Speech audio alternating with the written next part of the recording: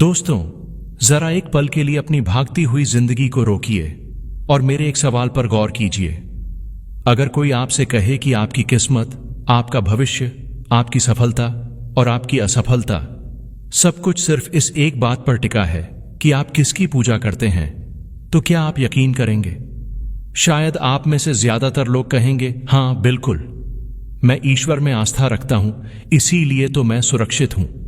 लेकिन असली पहेली तो अब शुरू होती है। उस इंसान का क्या होता है जो किसी एक पर नहीं बल्कि हर देवी देवता पर आस्था रखता है, जो हर मंदिर में माथा टेकता है, हर दर पर दिया जलाता है और हर मूर्ति के सामने हाथ जोड़ता है? क्या ऐसा इंसान ब्रह्मांड का सबसे भाग्यशाली व्यक्ति बन जाता है जिस पर सबकी कृपा बरसती है, या फिर उसकी भक्ति अलग अलग दिशाओं में बंटकर इतनी कमजोर हो जाती है कि उसका कोई असर ही नहीं होता? माउंट इंस्पायर्ड पर आज हम आस्था के इसी सबसे बड़े रहस्य से पर्दा उठाने वाले हैं। एक ऐसा सच जो शायद आपकी सोच और पूजा करने का तरीका हमेशा के लिए बदल देगा। लेकिन इस रोमांचक सफर पर आगे बढ़ने से पहले एक छोटा सा काम। आपके एक लाइक से हमारा हौसला पहाड़ जैसा ऊंचा हो जाता है। और अगर आप पहली बार यहां आए हैं तो सब्सक्राइब बटन दबाकर हमारे इस प्रेरणा के सफर का हिस्सा बन जाइए, क्योंकि यहां हम सिर्फ बातें नहीं करते, हम जीवन को समझने की कोशिश करते हैं। चलिए अब इस रहस्य की गहराइयों में उतरते हैं। देखिए, पूजा करना कोई मामूली काम नहीं है। पूजा का असली मतलब है अपनी पूरी चेतना, अपने दिल की सारी ऊर्जा और अपने दिमाग की सारी तरंगों को एक बिंदु पर केंद्रित करना। कल्पना कीजिए एक विशाल नदी की। जब उसका सारा पानी एक ही दिशा में पूरी ताकत से बहता है तो वो चट्टानों को काटकर रास्ता बना सकता है, बांध बनाकर हजारों घरों को रोशन कर सकता है और सूखी धरती को हरा भरा कर सकता है। लेकिन अगर उसी नदी का पानी हजारों छोटी छोटी धाराओं में बंट जाए तो क्या होगा?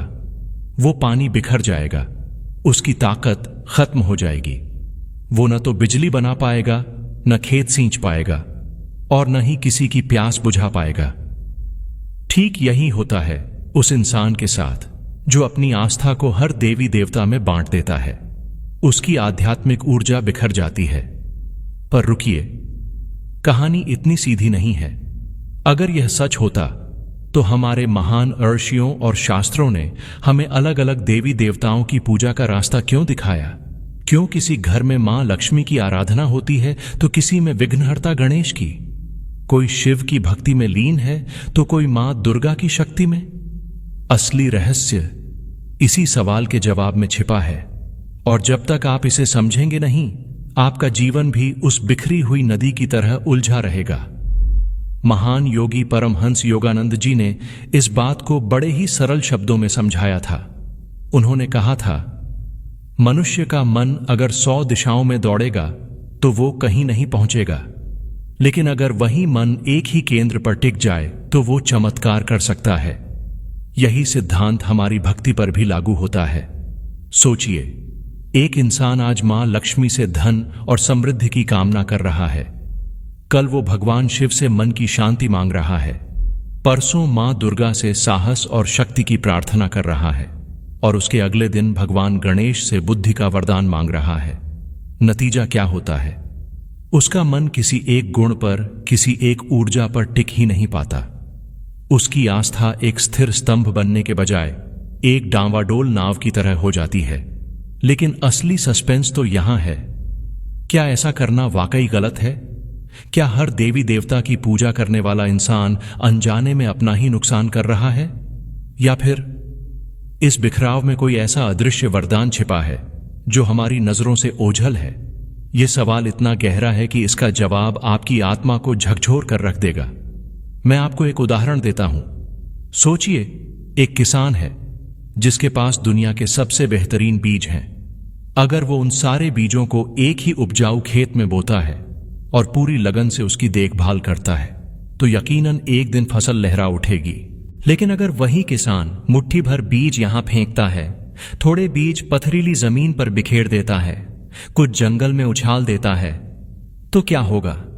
उसके पास बीज तो बहुत थे, मेहनत भी की, लेकिन फसल कभी नहीं उगेगी। उसी तरह जब इंसान अपनी भक्ति और श्रद्धा को हर जगह थोड़ा थोड़ा बांट देता है तो उसकी शक्ति भी कम हो जाती है। पर यहां एक बहुत गहरी बात है जिसे समझना जरूरी है। भारतीय सनातन संस्कृति में हर देवी देवता असल में किसी बाहरी शक्ति का नहीं, बल्कि हमारे ही भीतर मौजूद किसी गुण, किसी ऊर्जा का प्रतीक है। मां लक्ष्मी का मतलब है समृद्धि और अवसर पैदा करने की क्षमता। भगवान गणेश का मतलब है बुद्धि और मुश्किलों से पार पाने की कला। भगवान शिव का मतलब है आत्मनियंत्रण और परिवर्तन की शक्ति। मां दुर्गा का मतलब है साहस और भीतर की सुरक्षा प्रणाली। और सूर्यदेव का मतलब है जीवन ऊर्जा और सकारात्मकता। तो असल में जब आप हर देवी देवता की पूजा करते हैं तो आप अनजाने में अपने जीवन के हर पहलू को मजबूत और संतुलित करने की कोशिश कर रहे होते हैं। लेकिन अगर यह पूजा सिर्फ एक रस्म बन जाए, एक आदत बन जाए या सिर्फ दिखावा बनकर रह जाए तो इसका नतीजा हमेशा खोखला ही रहेगा। चलिए सस्पेंस को और बढ़ाते हैं। सोचिए, एक गांव में एक बुजुर्ग महिला थी। वो सुबह से शाम तक पूजा पाठ में लगी रहती थी। कभी कृष्ण के भजन गाती, कभी शिव के मंत्रों का जाप करती, तो कभी दुर्गा चालीसा का पाठ करती। उसकी पूरी जिंदगी इसी में बीत गई, लेकिन उसके घर के हालात कभी नहीं बदले। गरीबी, बीमारी और क्लेश ने हमेशा डेरा डाले रखा। लोग कानाफूसी करने लगे, देखो इतनी भक्ति करती है, फिर भी इसके जीवन में सुख का एक पल क्यों नहीं है। असली रहस्य यह था कि उसकी पूजा सिर्फ उसके होठों पर थी, उसके शब्दों में थी, उसके दिल की गहराइयों में नहीं। वो हर देवी देवता की पूजा तो करती थी, लेकिन उसका मन किसी एक केंद्र से नहीं जुड़ा था। परमहंस योगानंद जी कहते हैं, ईश्वर एक है, देवता उसके अनगिनत रूप हैं। जब तुम हर जगह पूजा करते हो तो इस बात का ध्यान रहे कि तुम्हारी आत्मा उस एक ही परम सत्य से जुड़ी रहे, वरना तुम सिर्फ मूर्तियों और तस्वीरों में उलझ कर रह जाओगे और उस असली सत्य से हमेशा के लिए दूर हो जाओगे। तो अब आप सोच रहे होंगे कि आखिर होता क्या है उस इंसान के साथ। मैं आपको सच बताता हूं, अगर उसकी श्रद्धा सच्ची है, उसका मन साफ है और वो हर देवता में उसी एक की छवि देखता है, तो उसके भीतर धीरे धीरे सभी गुण विकसित होने लगते हैं।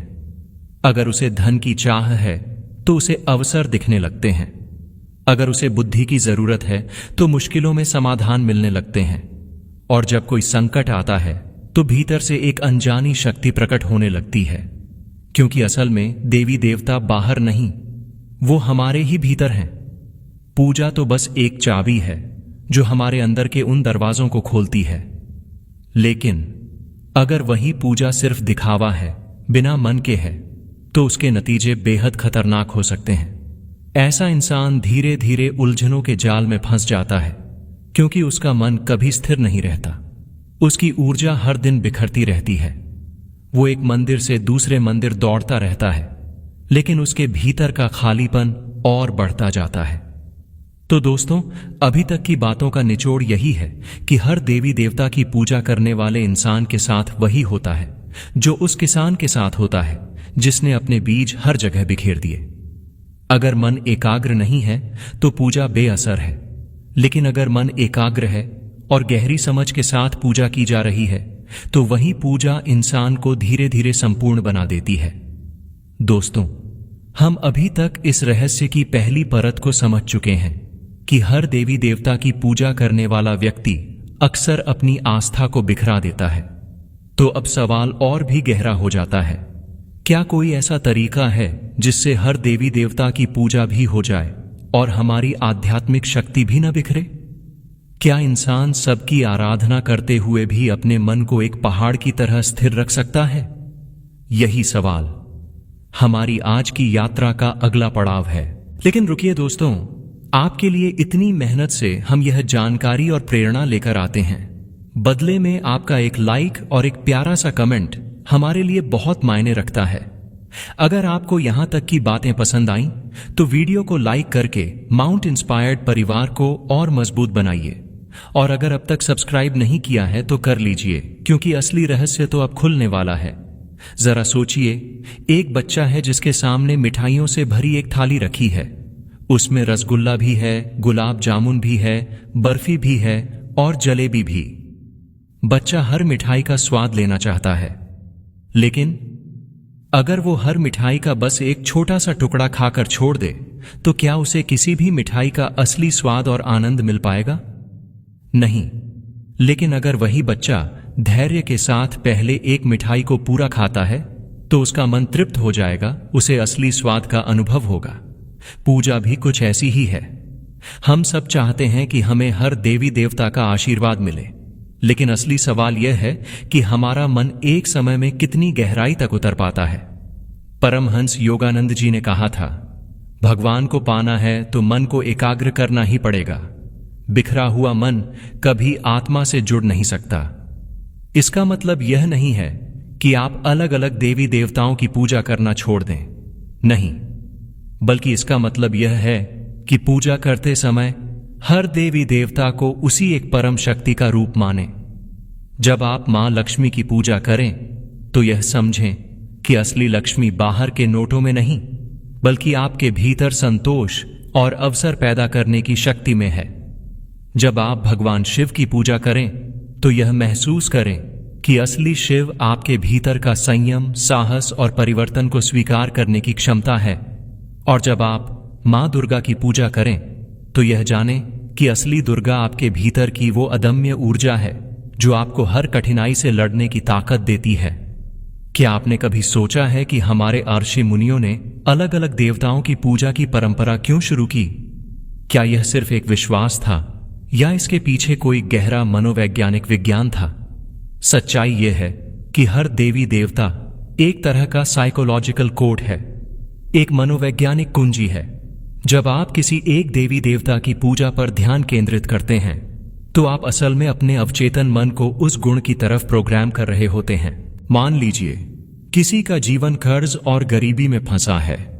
अगर वो पूरी श्रद्धा से मां लक्ष्मी की पूजा करता है तो उसके मन में समृद्धि की तरंगें पैदा होने लगती हैं। उसका ध्यान समाधानों पर जाने लगता है।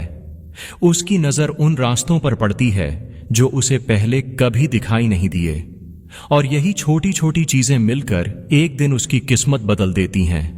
पर अगर वही इंसान हर दिन एक नया देवता चुनकर पूजा करता रहे तो उसका मन किसी एक गुण पर प्रोग्राम हो ही नहीं पाएगा। अब मैं आपको एक असली किस्सा सुनाता हूं। रामकृष्ण नाम का एक आदमी था।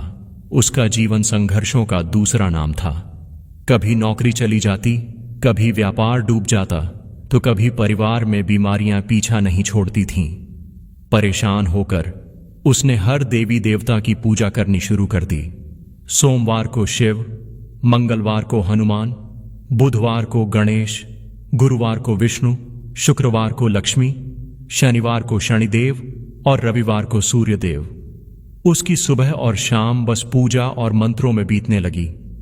लेकिन सबसे अजीब बात यह थी कि उसकी परेशानियां कम होने के बजाय और बढ़ने लगीं। उसका मन पहले से भी ज्यादा अशांत हो गया। एक दिन हताश होकर उसने एक साधु से पूछा, महाराज, मैं तो हर देवता की पूजा करता हूं, फिर भी मेरी जिंदगी क्यों नहीं बदलती? साधु मुस्कुराए और बोले, बेटा, तुम हर दरवाजे पर दस्तक तो देते हो, लेकिन किसी भी दरवाजे के सामने रुककर उसके खुलने का इंतजार नहीं करते। तुम हर मंदिर की घंटी तो बजाते हो, पर किसी भी मूर्ति के सामने ठहरकर उसकी धुन सुनने का सब्र नहीं करते। पूजा का फल तभी मिलता है जब तुम धैर्य से किसी एक दरवाजे के सामने बैठ जाओ और तब तक प्रतीक्षा करो जब तक वो खुल न जाए।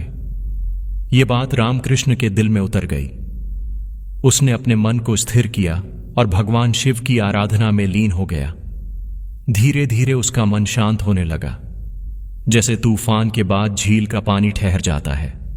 उसकी सोच साफ हुई और उसकी मेहनत सही दिशा में लगने लगी। कुछ ही सालों में उसका जीवन पूरी तरह से बदल गया। दोस्तों, इस कहानी का संदेश साफ है। हर देवी देवता की पूजा करने वाले के साथ अक्सर वही होता है जो रामकृष्ण के साथ हो रहा था। अगर उसका मन स्थिर नहीं है तो पूजा उसका समय तो ले लेती है, लेकिन फल नहीं देती। लेकिन अगर उसका मन समझदार है और वो हर देवता में उसी एक परमात्मा का रूप देखकर पूजा करता है, तो उसके भीतर धीरे धीरे सभी दिव्य गुण आने लगते हैं।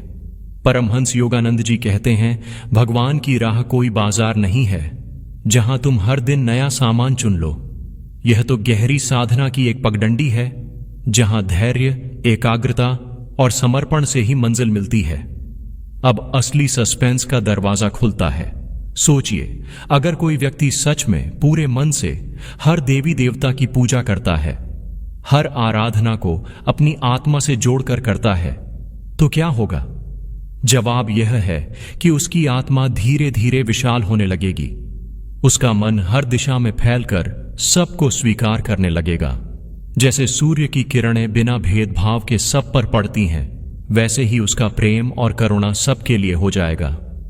और तब उसका जीवन सिर्फ अपने लिए नहीं, बल्कि दूसरों के लिए भी एक प्रकाश स्तंभ बन जाएगा। लेकिन अगर वही पूजा सिर्फ एक रिवाज है, सिर्फ डर या दिखावे से की जा रही है, तो वही पूजा इंसान को और भी गहरे अंधकार में धकेल देती है।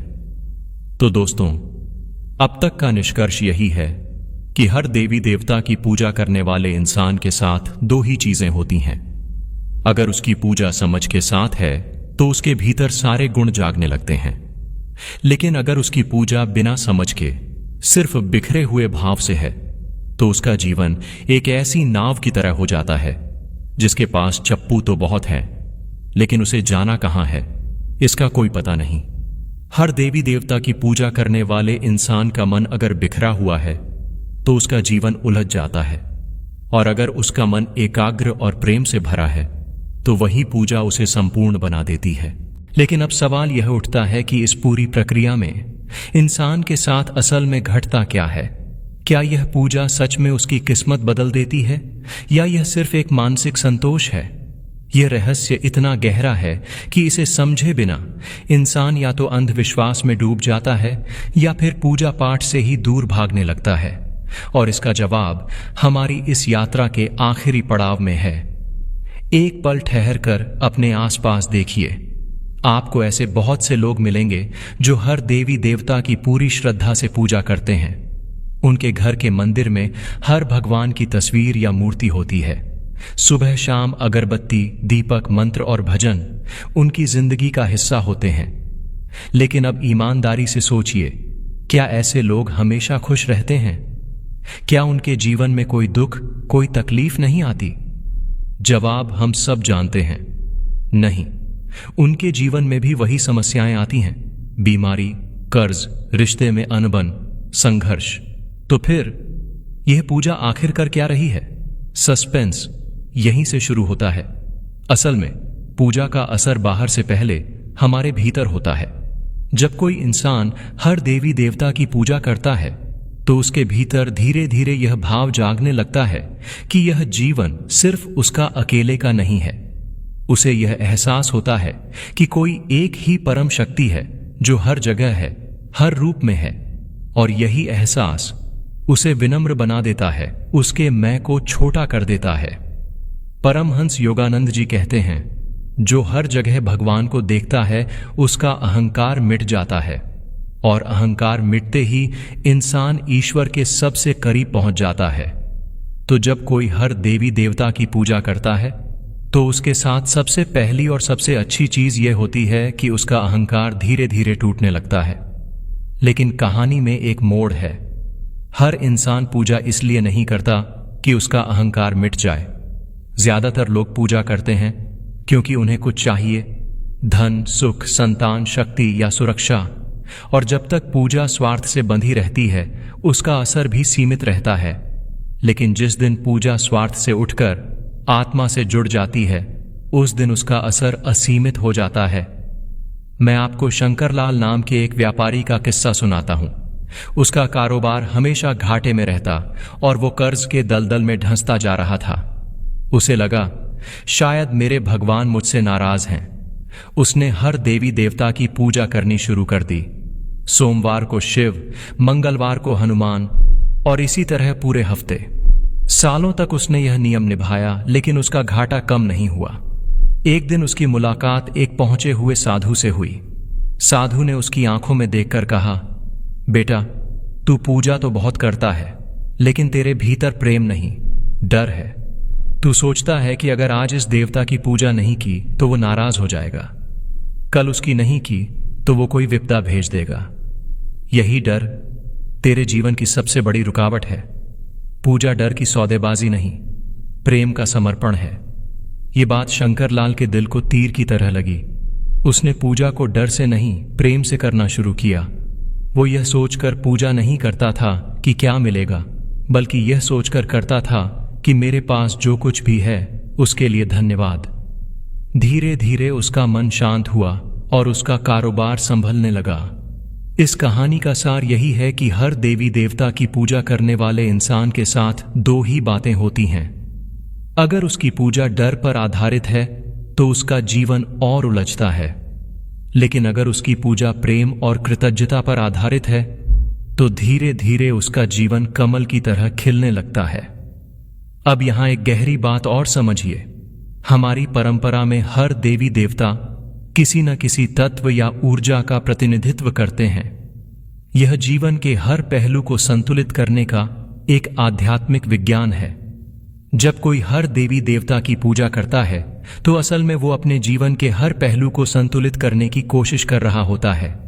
अगर उसका मन साफ है तो यह पूजा उसे एक संतुलित और संपूर्ण इंसान बना देती है, लेकिन अगर उसका मन उलझा है तो यह पूजा भी उसे और उलझा देती है। सस्पेंस का असली ताला यहीं खुलता है। जो लोग हर देवी देवता की पूजा करते हैं उनके साथ सबसे बड़ा वरदान यह होता है कि उनका मन धीरे धीरे एकत्व को महसूस करने लगता है। उन्हें यह एहसास होने लगता है कि चाहे नाम अलग हो, रूप अलग हो, लेकिन शक्ति एक ही है।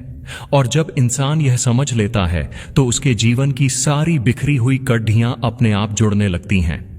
दोस्तों, अब तक की इस यात्रा में हमने कई रहस्य समझे, लेकिन अब आखिरी और सबसे बड़ा सवाल, आखिर उन लोगों का क्या होता है जो पूरी जिंदगी हर देवी देवता की पूजा करते रहते हैं? उनके जीवन के अंत में उन्हें क्या मिलता है? क्या वो सच में भगवान को पा लेते हैं या फिर बस रस्मों में उलझकर ही रह जाते हैं?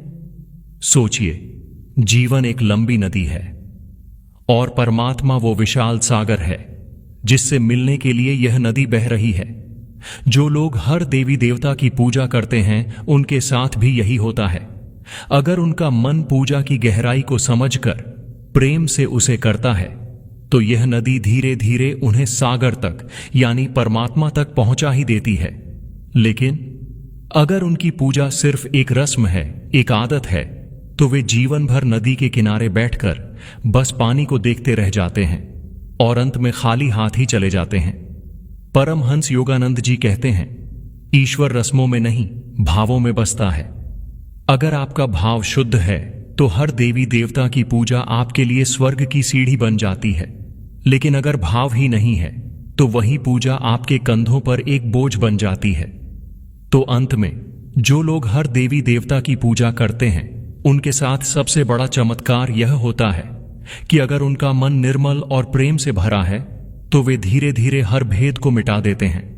उनके लिए शिव और विष्णु अलग नहीं रहते, लक्ष्मी और दुर्गा अलग नहीं रहती, सरस्वती और गणेश अलग नहीं रहते।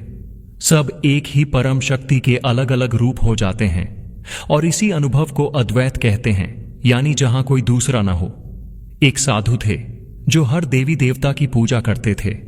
लोग उन्हें देखकर मजाक उड़ाते थे, यह तो पागल है, कभी शिव के नाम में डूबा रहता है, कभी कृष्ण के भजन गाता है तो कभी दुर्गा के मंत्र जपता है। लेकिन धीरे धीरे उस साधु का चेहरा बदलने लगा। उसकी आंखों में एक अजीब सी शांति और गहराई आ गई। लोग जब उससे पूछने लगे, आखिर तुम हर देवता की पूजा क्यों करते हो? तो साधु मुस्कुराकर बोले, क्योंकि मुझे हर रूप में वही एक दिखाई देता है। जब मैं शिव के सामने झुकता हूं तो मुझे कृष्ण मुस्कुराते हुए दिखते हैं। जब मैं दुर्गा का पाठ करता हूं तो मुझे हनुमान की शक्ति महसूस होती है। मेरे लिए अब कोई अलग नहीं है। और धीरे धीरे उस साधु का जीवन ही एक उपदेश बन गया। लोग उसके पास आते और बस उसकी आंखों में देखकर ही शांति पा जाते। तो दोस्तों, अंत में दो ही रास्ते बनते हैं। पहला, अगर पूजा सिर्फ आदत और डर से है तो पूरी जिंदगी रस्मों में कट जाती है, लेकिन आत्मा को शांति नहीं मिलती। और दूसरा, अगर पूजा प्रेम और समझ से है तो भीतर अद्वैत की अनुभूति होती है, जहां सब रूप, सब नाम और सब भेद मिट जाते हैं और बस वही एक परम सत्य रह जाता है। यही वो अवस्था है जहां इंसान सच में भगवान को पा लेता है। अब चुनाव आपके हाथ में है।